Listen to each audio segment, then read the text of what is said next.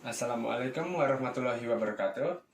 Nama saya Praditya Arya dari kelas 11 IPA 3 dan saya kali ini akan membawakan berita mengenai pertumbuhan ekonomi di Indonesia tahun 2022 ini. Ya, diketahui pertumbuhan ekonomi triwulan 2 pada 2022 telah mencapai 5,44%, jauh di atas capaian triwulan sebelumnya yaitu 5,01%.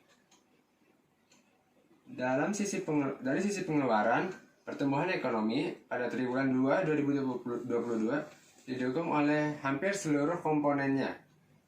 Konsumsi rumah tangga tumbuh tinggi sebesar 5,51%, jauh di atas capaian triwulan sebelumnya yaitu sebesar 4,34%. Kinerja positif tersebut didorong oleh peningkatan mobilitas masyarakat seiring dengan semakin longgarnya kebijakan pembatasan mobilitas dan aktivitas terkait perayaan Hari Besar Keagamaan Nasional atau disingkat HBKN. Investasi tumbuh melambat sebesar 3,07%, terutama investasi bangunan di tengah kinerja investasi non-bangunan yang tetap baik. Sementara itu, konsumsi pemerintah masih terkontraksi sebesar 5,24%, terutama bersumber dari penurunan belanja barang untuk penanganan COVID-19. Pemulihan ekonomi nasional sejalan atau disingkat PCPEN sejalan dengan membaiknya kondisi pandemi COVID-19. Pertumbuhan ekspor tercatat meningkat sebesar 19,74%, ditopang oleh pemerintahan mitra dagang utama yang tetap kuat.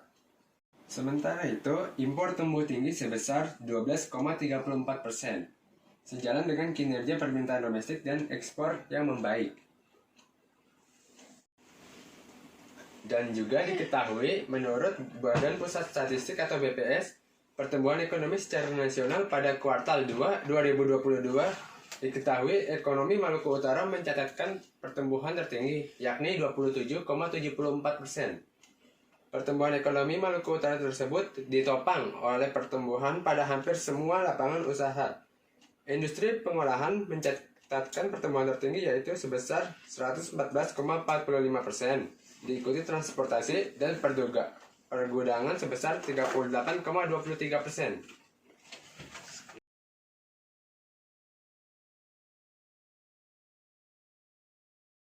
Pemerintah Internasional Standard & Poor atau disingkat S&P mempertahankan peringkat atau rating kredit Indonesia dan meningkatkan outlook Indonesia menjadi stabil dari sebelumnya negatif.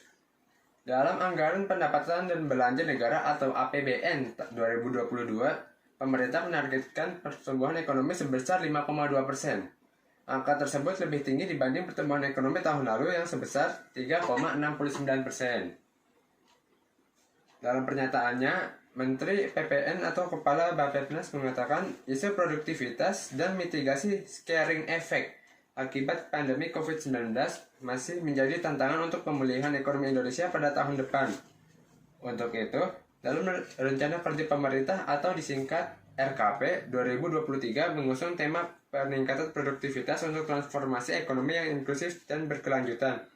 Dalam RKP 2023, pemerintah menargetkan beberapa hal berikut.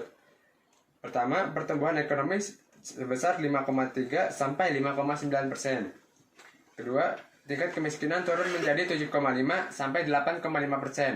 Ketiga, tingkat pengangguran terbuka turun menjadi 5,3 sampai 6%.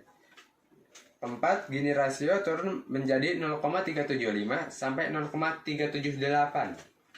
Lalu kelima, indeks pembangunan manusia naik ke 73,31 sampai 73 sampai 0,49.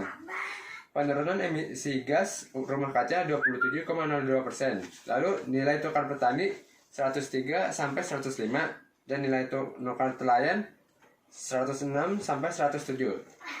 Agar dapat mencapai sasaran pertumbuhan ekonomi 2023, konsumsi akan didorong tumbuh sebesar 5,2 hingga 5,4%. Investasi juga harus didorong tumbuh tinggi serta ekspor juga harus didorong tumbuh 6 hingga 7,3% pada tahun depan. Demikianlah berita pertumbuhan ekonomi yang saya sampaikan. Terima kasih. Wassalamualaikum warahmatullahi wabarakatuh.